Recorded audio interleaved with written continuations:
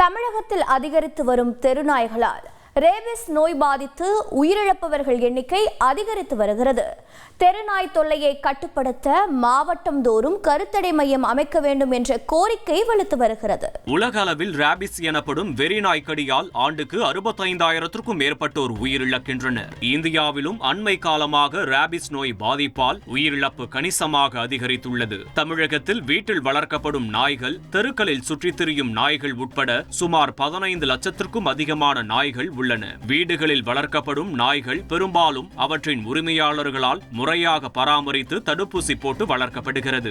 இந்த நாய்கள் மனிதர்களை கடித்தால் பெரிய அளவில் பாதிப்பு இருப்பதில்லை. அதே நேரம் தெருக்களில் தெரியும் நாய்கள் பல்வேறு நோய் பாதிப்புகளால் வெறி நாய்களாக மாறிவிடுகின்றன. அவை கடிப்பதன் மூலம் ரேபிஸ் நோய் பாதிப்பிற்கு உள்ளாகி பலர் உயிரிழக்கின்றனர். தமிழகத்தில் கடந்த 2024ஆம் ஆண்டில் மட்டும் 4,80,000 பேரை நாய்கள் கடித்துள்ளன.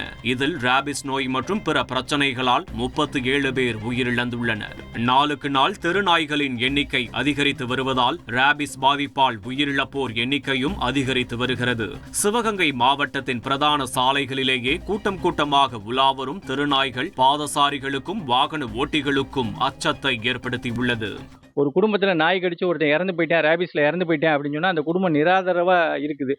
ஒருத்தன் போகையில நாய் விரட்டி கடிச்சு கீழே விழுந்து டிசபிலிட்டி ஆனா 3 மாசமோ 6 மாசமோ அவன் அன்றாட வாழ்வை தொலைச்சிட்டு இழந்துட்டு இருக்கேன். தெருநாய் பிரச்சனைக்கு நிரந்தர தீர்வு காண மாவட்டம் தோறும் கருத்தடை மையம் அமைத்து நாய்களின் இனப்பெருக்கத்தை கட்டுப்படுத்த வேண்டும் என்ற கோரிக்கை எழுந்துள்ளது. கருத்தடைக்கான இன்ஜெக்ஷன் போடணும் ஒன்று. ரெண்டாவது, அந்த நாய்களை எல்லாம் பிடிச்சி ஏதாவது ஒரு வளர்ப்புக்கூடிய பண்ணையாக்க உருவாக்கப்பட்டு அந்த இடத்துல ஒரு இடத்துல சேமிப்பாக வளர்க்கணும். ஒரு நபர் வளர்க்குற நாயை தவிர மற்ற நாய்கள் தெருவில் நடமாடுவதற்கு அரசாங்கம் கண்ணும் கருத்துமாக அதை கண்காணிக்கணும். அது மேலே நடவடிக்கை எடுக்கணும். இதனால் பாதிக்கக்கூடக்கூடிய விவசாயிகளுக்கும் பொதுமக்களுக்கும் இழப்பீடு அரசாங்கம் உடனடியாக கொடுக்கணும் என்பதை இது தமிழ்நாட்டில் நடந்த எங்களுடைய மாநில குழு கூட்டத்தில் கூட நாங்கள் முடிவு பண்ணியிருக்கோம். தங்களின் வாழ்வாதாரமாக இருக்கும் ஆடு மாடு கோழிகளை தெருநாய்கள் கடிப்பதால் மிகவும் பாதிக்கப்படுவதாக விவசாயிகள் வேதனை தெரிவிக்கின்றனர். தெருநாய்கள் கடித்து உயிரிழக்கும் கால்நடைகளுக்கு உரிய இழப்பீட்டை அரசு வழங்க வேண்டும் என்பது விவசாயிகளின் கோரிக்கையாக உள்ளது.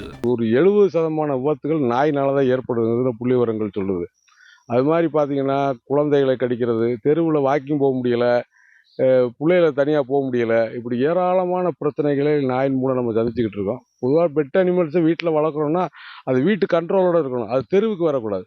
தெருவுக்குள்ள பார்த்தீங்கன்னா 100கணக்கான நாய்கள் திரிகிறது என்பது மக்களுக்கு வசிப்பதற்கே ஒரு விரோதத்தன்மையோடு மாறி வருகிறது. இதை நம்ம நகராட்சிக்கிட்டே நம்ம நகராட்சியிலேயோ பேரூராட்சியிலேயோ இதை கட்டுப்படுத்துறதுக்கு இது கொடுத்தோம்னா அதுக்கான வாய்ப்புகள் இல்லை என்று அவங்க மறுக்கிறாங்க.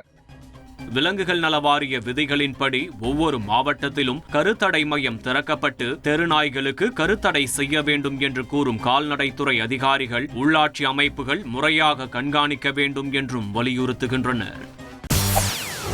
செய்திகளை உடனுக்குடன் தெரிந்து கொள்ள உடனே சப்ஸ்கிரைப் பண்ணுங்க.